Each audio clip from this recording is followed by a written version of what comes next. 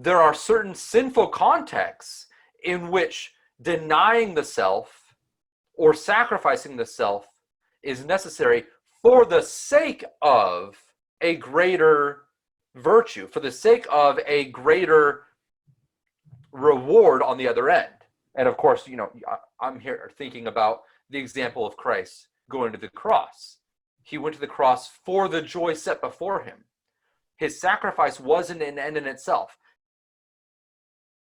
The reason people give in to these ideas, the reason people give in to the self-flagellating asceticism, the self-denial as an end in itself altruism, and the self-governing reason view that many presuppositionalists and people who are just anti-reason in general have, the reason people give into this is because they look at small instances out of context in scripture and in theology and in morality, even just general morality. They look at these instances where something that benefits me or the self is contrary to what will glorify God.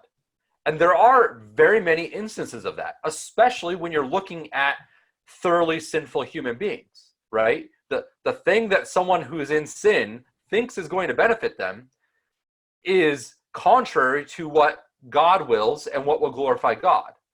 But that doesn't mean that the thing which benefits man as such, the thing that's good for man as such, is contrary to the glory of God. We get into this idea that man's very nature, his very essence, is contrary to God. And so you have to have this dichotomy. It's either good for man or it's good for God. And of course, if that's the case, then you have to destroy everything about man. You have to destroy everything about the self. You have to deny the self's judgment and the self's desires and the self's good wholesale.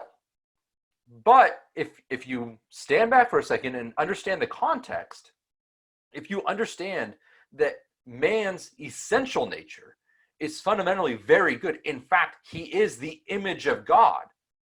When you understand that, then you can see, okay, yes, there are certain sinful contexts in which denying the self or sacrificing the self is necessary for the sake of a greater virtue, for the sake of a greater reward on the other end. And of course, I'm here thinking about the example of Christ going to the cross. He went to the cross for the joy set before him. His sacrifice wasn't an end in itself. He didn't just effeminately give in and say, oh, well, God's will be done. The Romans are going to crucify me. I'm going to embrace the shame. I'm going to love every single one of the blows. No, he despised it. He despised the shame. But he did it. He endured it. He kept going through it. And he even, in a sense, loved it. I had this image in my mind of him kissing the cross, because even though it's disgusting, it's evil, it's shameful, it's going to purchase for him the joy on the other side that he's going for. And he's got his heart set on that rock solid infinite joy. And that's what we are supposed to be as Christians, and especially as men, is having our hearts set on the maximum fulfillment of our original and essential design in nature as image bearers of God, as image bearers of the divine. We ought to be striving for it.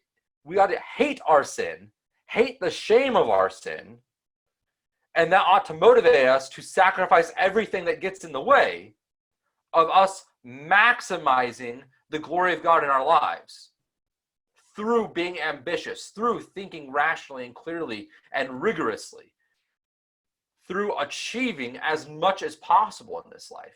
That's what we're called to do as humanity, and especially as men.